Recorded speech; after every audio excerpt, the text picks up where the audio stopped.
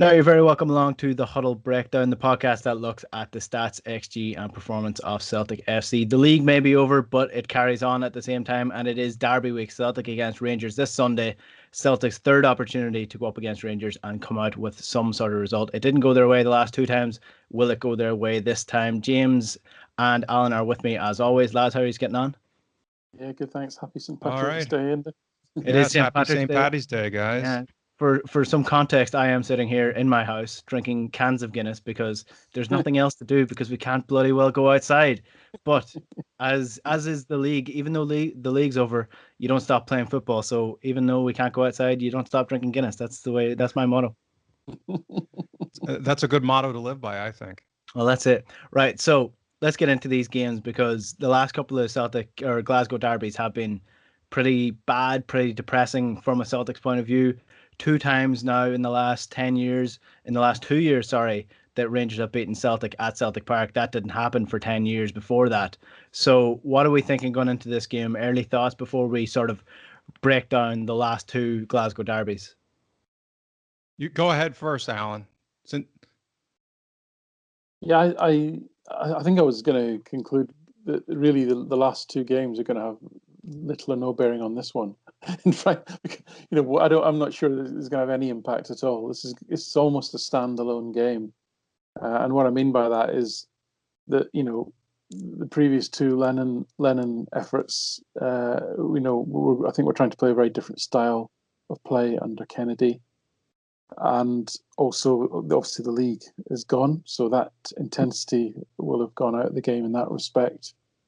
And then finally, there'll be little learned from this game to inform us about the future, because I think there'll be so few Celtic players, especially, that will actually play again in these games compared to who's likely to start on Sunday. That I don't think it will teach us a lot in that respect either. So this is very much a one-off in some respects, and therefore quite unpredictable, I would say. Would be my summary. Yeah, I'd agree with that. I think that there's a lot of uncertainty going into it just from a specificity perspective, meaning that, how will Kennedy approach it?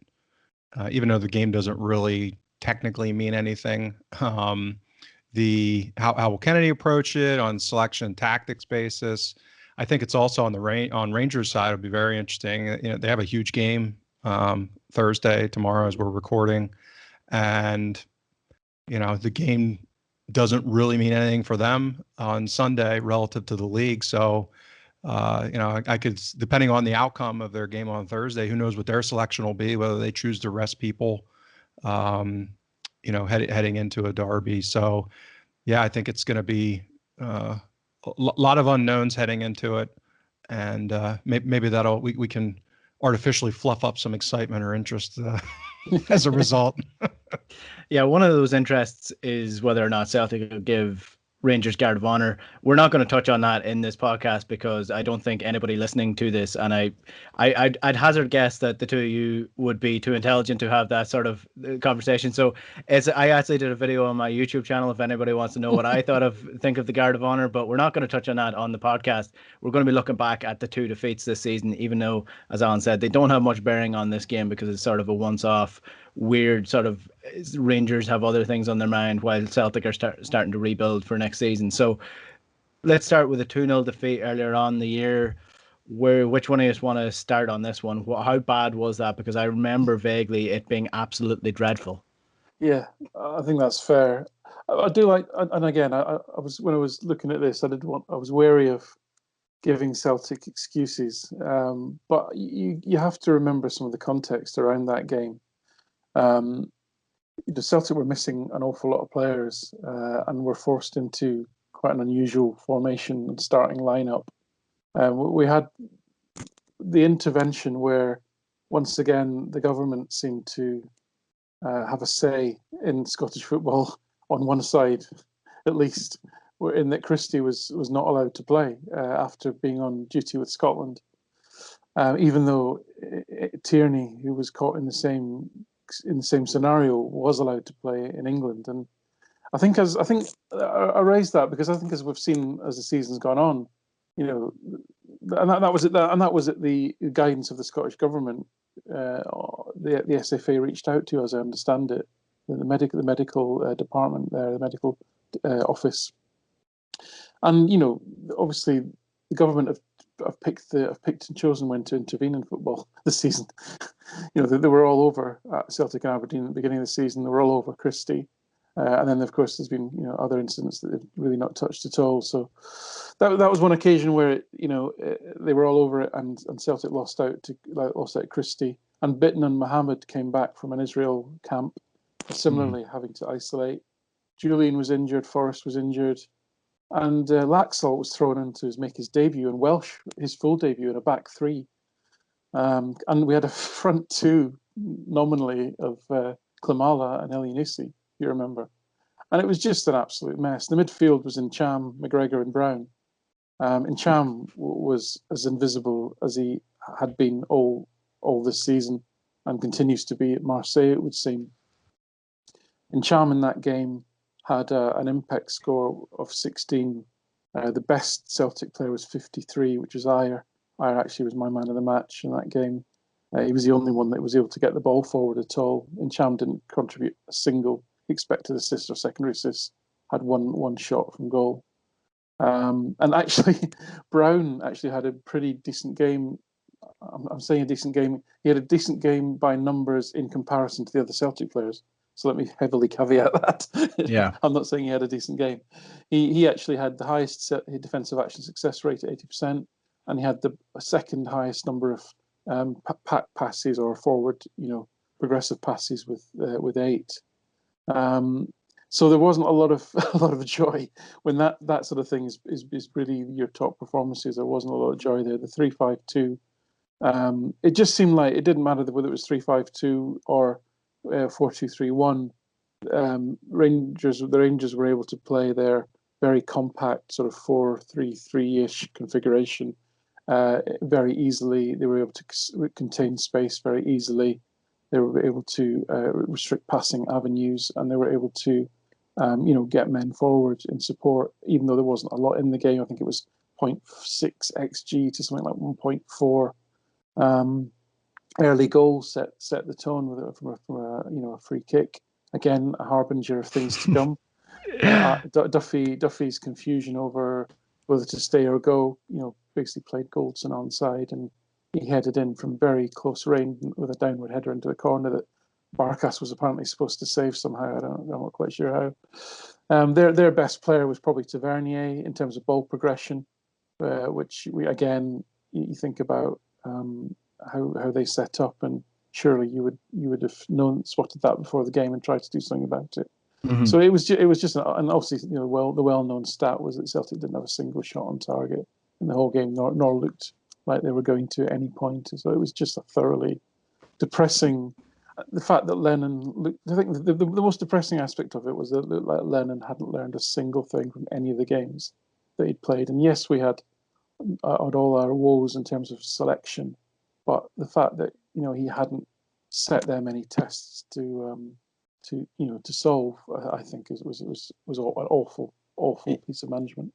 Yeah, I was laughing there in the middle of your answer, because if you break it down, it's the perfect microcosm of a game to explain everything that went wrong with Celtic this year. It was essentially mess off the pitch, conceded a goal from a set piece, Shane Duffy nowhere to be seen, and Christopher Ayer man of the match. That's if you can sum up everything that has happened for Celtic, that's what's happened this year. James, your thoughts on that game? What's your memories from it, first of all? Well, that was from a performance perspective. That was the butterfly effect, beginning of the avalanche. If you look at all of the kind of XG differential rolling averages that I maintain, that's things had started to tip over really since the beginning of the season, and then that was the acceleration point when things really started to fall apart. So subsequent to that game, we went through a significant drop in performance levels, if you gauge things from XG differential perspective. And as I've talked about on prior shows, that was a real beginning of exposing decision making within the context of being stress test. If things go wrong, how do you respond? And I think that shines some light on the level and quality of decision making. So, for example, I don't think that it's all that much up for debate that recruitment over the summer had been geared towards a 3-5-2, as if that was some kind of magical solution to fight Rangers with, when we'd had so much problems combating them, even dating back to Rogers' last two games against Gerard's side, where performance levels weren't anything, great to shake a stick at. So, but then you look at that lineup, as Alan said, why go 3-5-2 playing a midfielder at striker and throwing Welsh into the Wolves to Welsh keep was taken off early in that game, or did he? No, he played well, actually. He was one of the better players, because I don't think the way they play, it doesn't, it's not like he's facing a big aerial threat. He's right. In fact, he's actually a good matchup for Morelos, because he's similarly sized and quite aggressive in his approach, even though he doesn't have that aerial leap or that aerial ability. He's actually quite a good matchup in all other respects, and his game was very good. He kept it simple. He did get taken off late in the game. Just late in the game, I knew he got taken off because I remember his reaction. Yeah. He was very frustrated coming off. He was almost like it was like the worst possible debut for him. Yeah, and I didn't mean that as a slight to Welsh. It was more if you look at decision making going into it. I mean, that was really his, real debut of any significance domestically. And again, how many times do we have to play El Yunusi at striker in a 2-striker system to realize it's not working? That was pretty clear heading into that game. So, it was one of those things, another example of squeezing round pegs into a square hole type of thing, in my view. And that's really, when things cascaded, as I said. And to Alan's point, I mean, that there was definitely bad luck relative to, the hat trick of COVID that hit that game. So, that was 2 center backs. Forget about the injuries. I mean, that's just compounded things with Julian and Forrest being out, but with El Hamid and Beaton also being out, that forced Welsh in if you were going to play a 3-5-2. I mean, it was really the only other option. So whether or not they thought he was ready, and again, he played fine. But was that decision made because they actually thought he was ready? Would he have started if the other 2 were fit? Probably not. So, go back to this idea of what the game plan was, and go back to the conversation Alan and I have had a lot, which is what worked about the 3-5-2 was very much centered around Edouard, and playing him with another striker. Mm-hmm. Yeah, not Klimala with a midfielder. Not Klimala with a midfielder, right? So why that? Why 3-5? That's why I joke, kind of tongue in cheek, that it was some magic formula to solve the system problem that we've had relative to Rangers' narrow 4-3-3 or 4-3-2-1, whatever you want to call it. So that was the main takeaway I had from it, other than the score line and the XG probably stated the dominance of that game. I mean, Rangers were pretty much in cruise control once they got up 2-0, and were kind of in a game management state, I would argue. I mean, Alan said we didn't have any shots on target, but we only had 4 shots. So, and 3 of them were from distance. So, we didn't really threaten them at all in that game. So on an XG basis, or even the score line, I would say they were far more dominant than James. 3 of the shots were between the 13th and the 16th minute. Yeah. So they had that little flurry when El Yunusi had that reasonable chance where he lobbed it over the bar, and then Incham and McGregor had shots outside the box, and then that was it between the 20th, and the 85th minute. Between the 20th minute and the 85th minute, not a single attempt at goal, not a single one. Yeah, I mean, that's pathetic. Yeah, that's just, you can't. And you're behind in the game. Right. Okay. So it's just appalling, really. So I wonder, James. I think you mentioned that as a sort of tipping point. is that can you almost? I know we look to oversimplify things that are very complicated, but is that the moment where effectively the players lose faith because performance levels have never recovered from that? Really, Yeah, until Lille, the performance. Sorry, I'll caveat that until Lille, right. the performance levels. Yeah, never really I think. I mean, again, this is all speculation, but this is part of kind of the framework that I had coming into the season, which is a lot of the risk in the situation in my mind was, as many people call it mentality, but I would call it cognitive. And, the fact that also was immediately following the transfer window closing and all of the reports about, players potentially wanting to leave. And, again, my opinion on it is, and it's a fairly high conviction opinion, is that they were told they can't leave. There was no serious offers because the management at Celtic, I think, made it clear that they weren't selling people in the context of trying to kind of pay back the support for having ponied up for a stream in the context of a pandemic. Because at that point it was pretty clear that we weren't the support weren't getting back into the stadium. So I think that it only makes sense that would be kind of the launching pad of when players were starting to have difficulty in facing the reality that they weren't leaving, the ones that were having to stay. And then, again, as I often say, as risk tends to manifest in this kind of feedback loop. So you have that being present, you have then the 3 COVID issues being, hugely important players unable to play. And then you pile on top of that, Lennon's decision-making within that context and kind of being stress tested, So that's why I've always said, I mean, I always had some empathy for Lennon and with respect to kind of the cocktail that he was delivered. But having said that he wasn't really well equipped to combat it. Yeah, no, like, I don't think any of us are of the opinion or stupid enough to think that this wasn't a difficult season in terms of how to managing COVID, managing Celtic without fans in the stadium, the added injury list, the Edouard wanting to leave, all this together. It couldn't have been an easy situation, but the way that it was dealt with was with arrogance and incompetence of a serious ilk, and that's what it led to. If this was the first game was the domino effect, the second game was definitely curtailed as the sort of regeneration or the game that would be the deciding factor in whether or not Neil Lennon kept his job. Now he goes on to keep his job long after this game, but it's another 1-0 defeat. And we did a special podcast on this actually at the time. Near Beaton obviously got sent off. And I think the general feel around the game was that the first 20 minutes were complete dominance for Celtic. But when we actually break it down, it wasn't in the end.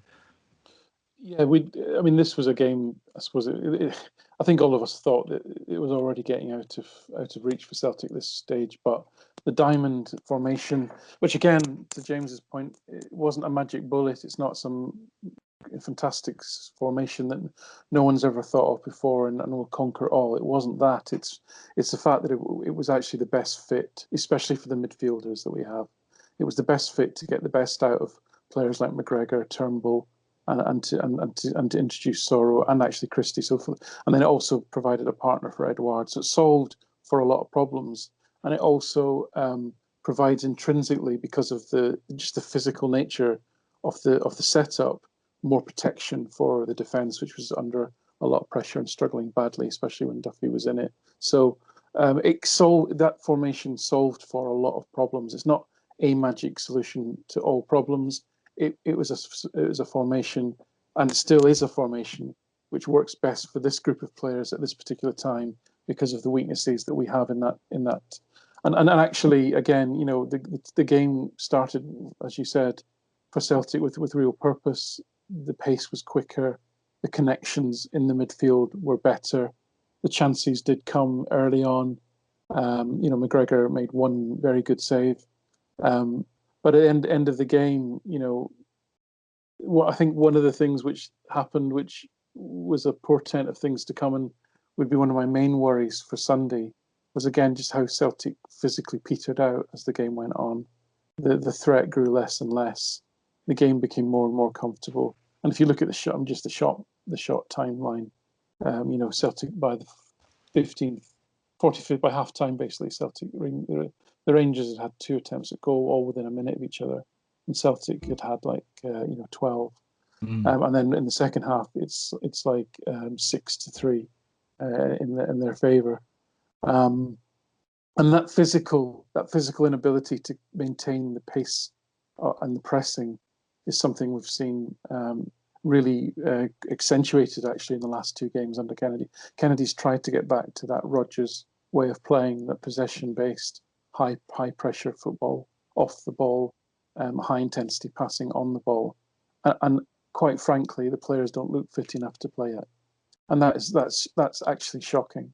Yeah. If you think about how relentlessly Celtic played that style, and the relentless was the word that Rodgers used in his first season, but they continued to play that style after a fashion. I think a little bit more conservatively for the next few seasons. Kennedy's tried to get back to that, but this game was a good example where the diamond had worked in those games. We started on the front foot. We played with that pace and intensity. We got a few efforts on goal, but then it just died. Again, it just died. I think again, I don't want to make excuses, but similar to the first game, there was some canny officiating. So Beaton managed to keep his cards in his pocket for Morelos. Five fouls he eventually racked up in the first game before he got his yellow and very late in the game.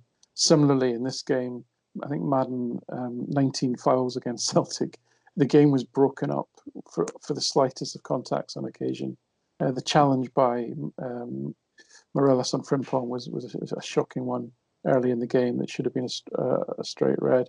And you look at people's behaviour and just contrast how he actively seemed to manage to keep Morelos out of trouble, or tried to keep him out of trouble, versus the speed of the red card coming out for Bitton, which again, Bitton had a good game up to that point, but his brain literally froze, as it does in every game at some point, and he didn't read the ball. But again, where I think we'll see improvement on Sunday is that Laxalt was, God, I mean, he wasn't even in the picture when the ball was fired over down the right wing over Bitton's head. He wasn't even in the frame. That's happening slightly less under Kennedy. The fullbacks are being more disciplined about their play, and funnily enough, their numbers are looking better as well. Kenny arguably had his best game against Dundee United. He certainly was involved a lot. He was on the ball a lot. He had a lot of good possession in the final third. So I think we'll see that structural defensive misalignment, which has caused problems. It caused problems in the first game, leading to Ayer's foul.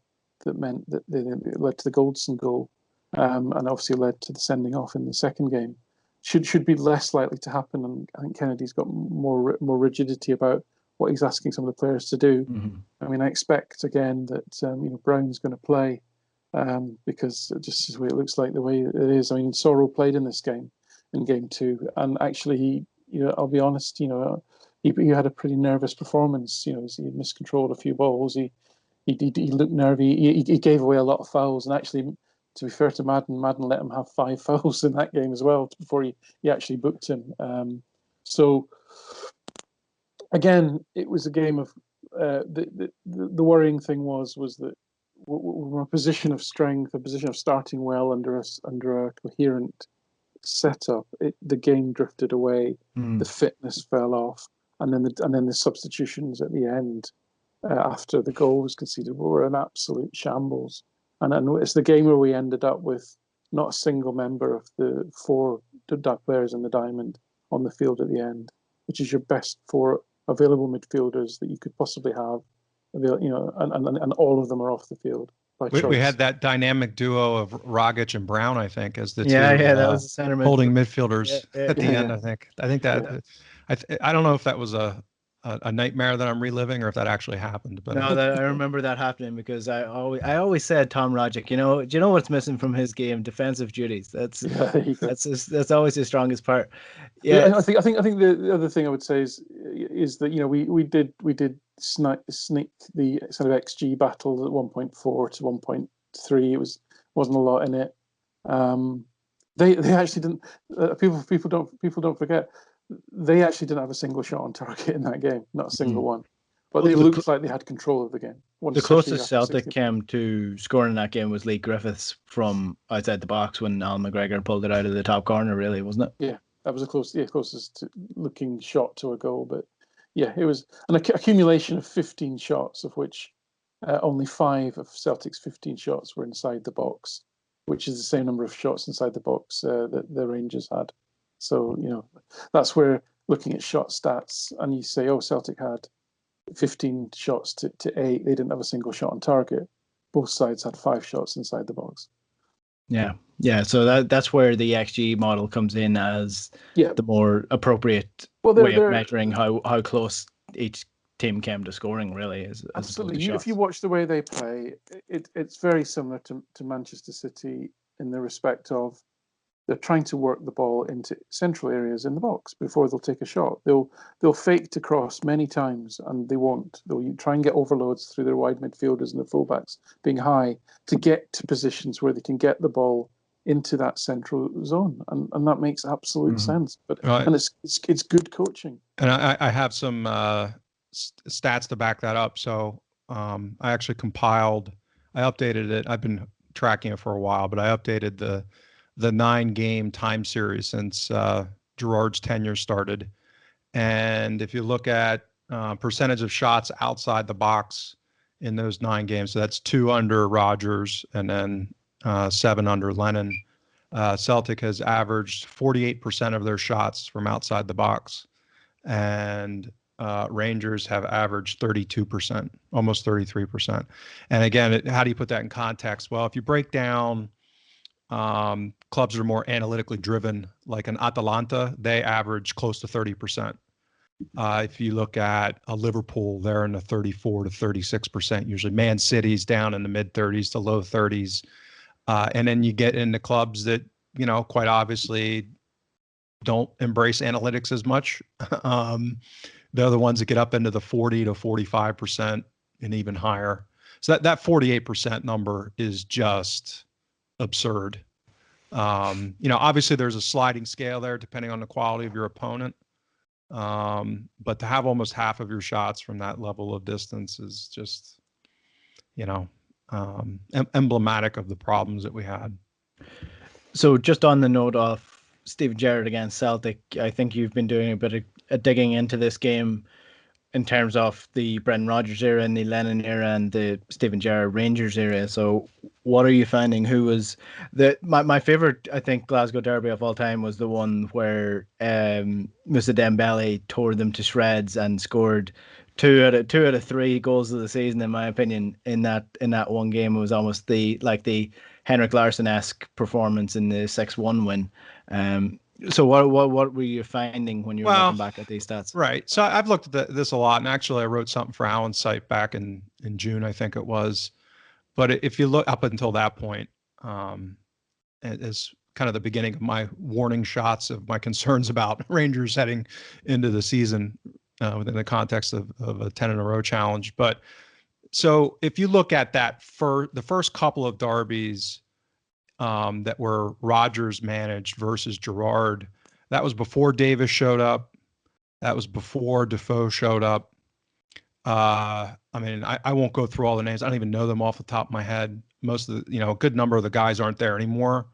And if you look at the lineup and you compare it to Celtic's team, laughable is not the right way I would phrase it, but it's a significant level difference of the level of play. I mean, you still had Goldson, you still had Tavernier, you still had Barisic, but that was before Barisic had really adjusted. He wasn't playing like the Barisic that we've seen over the last 18, 19 months. So if you look at the midfield and then going forward, I mean, it's kind of silly. And even in those 2 games, they were pretty close in aggregate.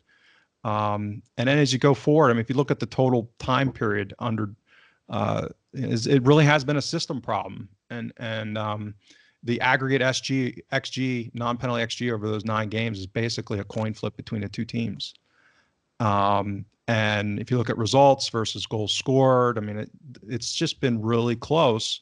None of the game, there have been a lot of games where, it hasn't been within a couple of events flipping one way or the other where it could have changed the context of the game, with probably the biggest exception, that 2-0 and earlier this season, where, as we've talked about, Rangers pretty much just dominated. But outside of that, there was the 2-1 where I think it was Morelos got sent off in like the 33rd minute. That was Lennon's first derby in his return, I think, in his second tenure. And again, given the fact that they were down a man for most of that game, I think it was Kent scored in the second half to make it nervy. So, we get back to this issue is they've had success against better teams that possess the ball. And, that narrow system that they've been running has been a successful one.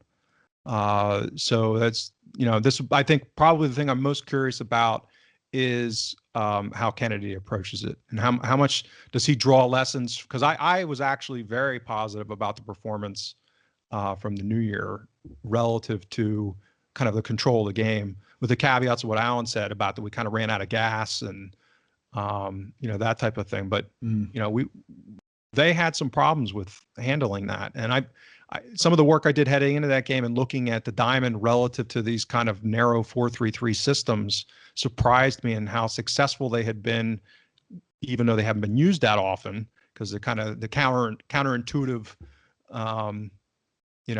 reliance on your fullbacks and being quote unquote narrow with the diamond versus a team that relies on their fullbacks, like a Liverpool does, or like a Rangers do. And interestingly, I noticed, I was updating some of my EPL stuff I look at once in a while, and I think Leicester had a game where they went 4-4-2 diamond under Rodgers recently against Liverpool in the second half, and that kind of catalyzed them to come back and win that game.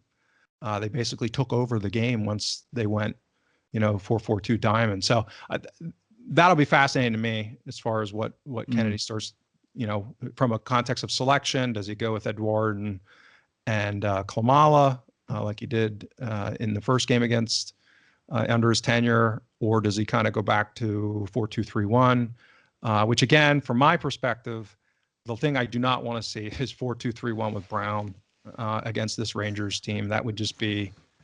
Are you talking about the Dundee United game? Because that wasn't 4-2. Sorry, that wasn't 4-2-3-1. It wasn't. Yeah, you know what? It was still the diamond. It was and it wasn't. Meaning that at times they set up, because obviously all these systems are fluid, but the movement of, this has been part of my criticism with some of the players and how they've been instructed. Nominally you can call El Yunusi whatever you want to call him. He almost always moves in the same places. Right. So if you look at his heat maps, whether it's technically a 4-4-2 or 4-2-3-1, he's pretty much occupying the same spaces. Kind of same way with Turnbull. The reason why I kind of thought of it looked more like a 4-2-3-1 at times was how deep and off to the right. If you look at McGregor's heat map relative to Brown, they were more in the holding midfielder roles, kind of where they would normally fit. But you're right. These who knows what they would actually had gone into it and what they would call it. But to me, that is, again, I find that even more concerning. Why he would play El Yunusi in a 4-4-2 diamond then, given all of the evidence that we've had, that hasn't worked. Regardless of who you partner him with, including Edouard at times. Even in the 3-5-2, that didn't work when he was partnered with Edouard. So.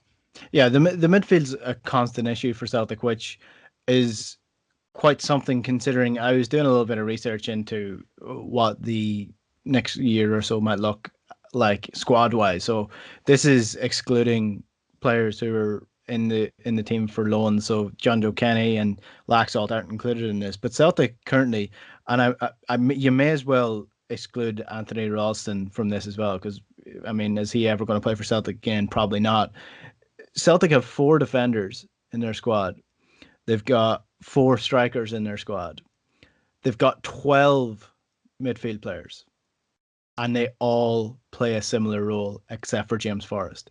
Every single midfield player, the likes of Beaton, Brown, Sorrow, obviously they're defensive players, but then the likes of Turnbull, Christie, Rogic, Johnston, Elyounoussi, Luke O'Connell, McGregor to an extent, he's probably the only box to box midfielder that we have, and then Forrest and Henderson. That's what we're working with at the minute. So any formation that relies on any sort of width at all does not make sense to me. Yeah, we don't have the players. I think Kennedy will persist with the diamond because it's the most logical thing to do. My worry is, again, I think we'll start well. I think if you think about the other really interesting thing about the New Year game, which again gets forgotten because Celtic lost, is they actually, I'm going to say it, they set out pretty much happy to take a 0-0. They were wasting time from restarts pretty much from the first minute. And they were going to be quite happy to meander through that game, get a 0-0 and go home. And the fact that they won was just a massive bonus. I think there'll be a very similar approach on Sunday because I think they're wanting to protect their unbeaten league record is probably their main motivator at this stage. Celtic owe us a performance. They really do. But so I think we'll see a similar start as we saw against Aberdeen and Dundee United, because I think that's the Kennedy template. It will be fast paced. It will be the diamond. It'll be, I think, much the same formation as we've seen in those last two games. And if Celtic score early and get one up, I think we could have a successful afternoon. But if we're toiling or we go a goal down, again, 2 things are going to happen, and inevitably, one is the players are going to run out of fitness from anywhere from the 35th minute onwards, and secondly, we don't have anything on the bench that allows us to give like for like in that midfield. You're throwing on pure number 10s or wingers or strikers in place of box to box midfielders, and that doesn't make any sense at all. So that to me, the longer the game goes on, the longer they can stay in it at 0-0, then the more the worse the outcome I think is going to be for Celtic. Well, we're back to set piece vulnerability against them now too, because again, assuming they play Helander and Goldson, or even if Balogun comes in, he's not terrible in the air. So our lineup, as we've talked about, is structurally probably inadequate, no matter who he selects in that regard. So that's another issue of risk. I think that was going to be my next question. So obviously, I'm not a data guy, so I don't know how this is collected, but I'm presuming that Celtic and Rangers will go into this game fairly level in terms of like probability and who's going to win it because of the game that's in it, as opposed to Rangers being top of the league by how many points. Is it set pieces that set these two teams apart if you're determining who's going to win this game? The likes of XG or whatever can measure what previous encounters, and they're quite level in that sense. But set pieces, Celtic do not have that threat. Rangers do. Yeah, I think that's true. I think we've seen as well under as Celtic have got a pretty small team. Let's be honest, not a physically large team to be launching balls into the box. That we were increasingly taking short corners and short free kicks, and suddenly Turnbull's numbers go down. That's really concerned me because you want to see Turnbull then still creating a lot from open play, which he hasn't done as much really. So we've got the perfect set piece taker, and I would still argue that the quality of the delivery is more important than the height of the receiver. So to me, if you've got a corner or a free kick and you've got somebody of the ability of Turnbull to deliver into the area, you should be putting the ball into the area, because the quality that you will get, he'll put it into the right place. And it doesn't matter how big you are. If it's in the right place, at the right pace, and you get someone on the end of it, you're going to cause a lot of trouble. And we've seen that with Welsh and even Brown recently with Turnbull deliveries. So you're absolutely right, Alan, I think. And defensively, there's a lot more onus on. I mean, Ayer's been a standout recently because he's now the senior defender, really. And whereas he's played with people who he's deferred to in terms of attacking the high balls, Duffy or Julian would be the sort of first receiver in terms of matchups with the opposition big guy, it's now got to be Ajer. And he's 6'5". He's going to win his headers more often than not. He doesn't do it with such aggression, and he maybe doesn't do it with such control. But he generally actually I'll take that back. He actually probably wins the headers with more control, I would argue, because he's more of a technical footballer. His timing's pretty good.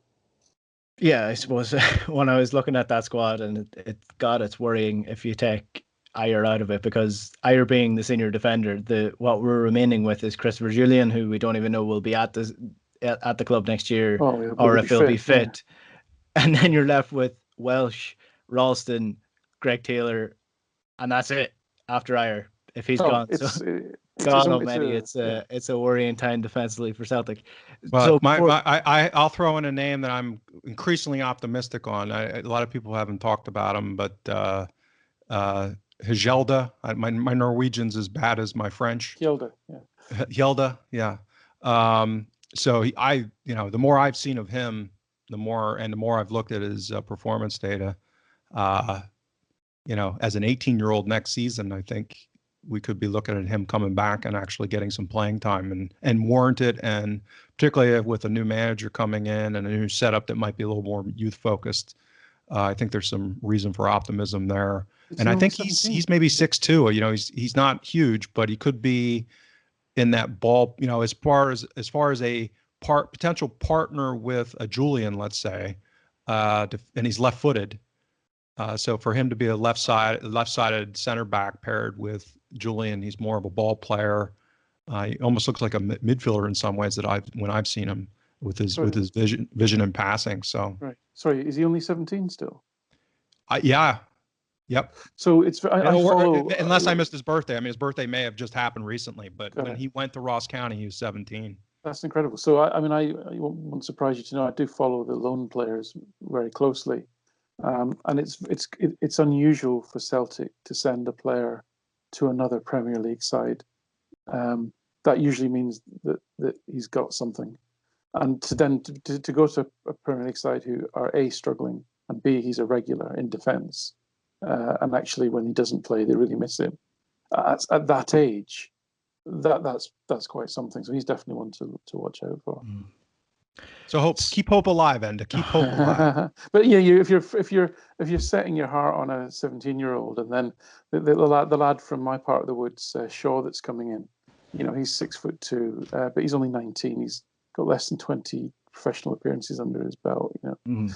These have been brought in. The reason that the people have asked, well, who's signing them? Well, he's effectively a development signing. He's not a first team signing, right? Yeah. So no, they are the next Virgil van Dijk and Boba Baldé coming in. Sure, that's true. Yeah, that's what, inevitably. I've gone straight from depressing to completely. Listen, I don't think this podcast does enough in the clickbait business. So I'm saying that's the headline. Right? Yeah, well, I'm sticking that in. I don't care what anybody says. So before we finish up, then, I suppose predictions. Who wants to go? Pain. I'll be like Clubber Lang and predict pain. Yeah. I'm not saying which direction though. I think Kennedy. Listen, Kennedy can enjoy that. Kennedy's not going to be the next manager. He's got no interest in being a manager. He's a coach, right? So he may not get the chance to manage in a derby again. He should relish this. I think he'll play a very similar style to what has actually been quite effective for 35 minutes in the last two games.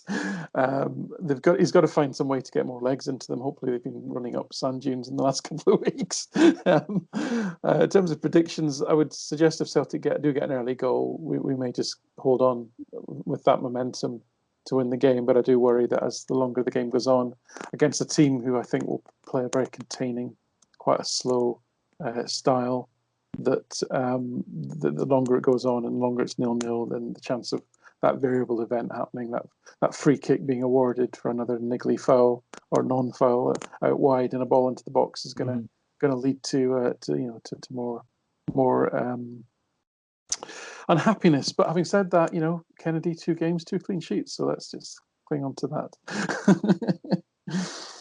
Yeah, for me, it's the thing that concerns me is the Morelos has come into some form of late after hadn't done all that much in recent months. And if you go to, if you attend the School of Mean Reversion, his amount of XG that he has had versus us without scoring. So that's probably my biggest concern, is that he might be due, and he's playing pretty well right now. The flip side of that is they've had some injuries, and I think what's that? I'm sorry. Really? Tavernier, yeah. Tavernier's out. Like Jack keeps getting injured, isn't he? I'm not aware they've got many more. Yeah, Jack's out, and he might be due to return soon, but I think he's out definitely for tomorrow. I haven't heard about Sunday, but Tavernier, I think, is a long-term injury that he picked up in I think one of the European games. So I think if we get the tactics right, I think if we go more towards the diamond. I'm not going to chime in, but I think if he played Soro in that context, we'd have a lot better chance in that context. But I suspect it might be my big prediction is there might be more goals than we've seen before. I see kind of a mix here where it could be like a 3-2 or something like that. Turn it into a little bit more chaotic, back and forth a little bit. Listen, I said it a couple of weeks ago when Lillen got resigned or got sacked, or however it happened. I said, as long as I enjoy watching Celtic until the end of the season, then I don't really care. And then they drew 0-0 with Dundee United. It was one of the worst games I've ever seen in my life. But I just want an entertaining Glasgow derby. That's all I want. And hopefully we can end their unbeaten season in the league, and that'll be a nice little bonus to end out a pretty miserable season overall. So let's hope that John Kennedy can pull something out of the bag this weekend. I think actually the Huddle Breakdown Twitter page had the fans leaning towards a win as well, so we're weirdly optimistic going into this game. If you want to follow that Twitter page, you can find us at Huddle Breakdown on Twitter, or you can follow us on Spotify or iTunes, wherever you get your podcasts. We're there, Huddle Breakdown. You can subscribe and get notified every time a podcast goes live. James Allen, thanks very much. Thank you. Enjoy your Guinness, Enda. Yeah. May it enjoy all tonight. 6 of them. I will indeed. And anybody else who's out there enjoying a few cans, enjoy yourselves. We'll chat to you later.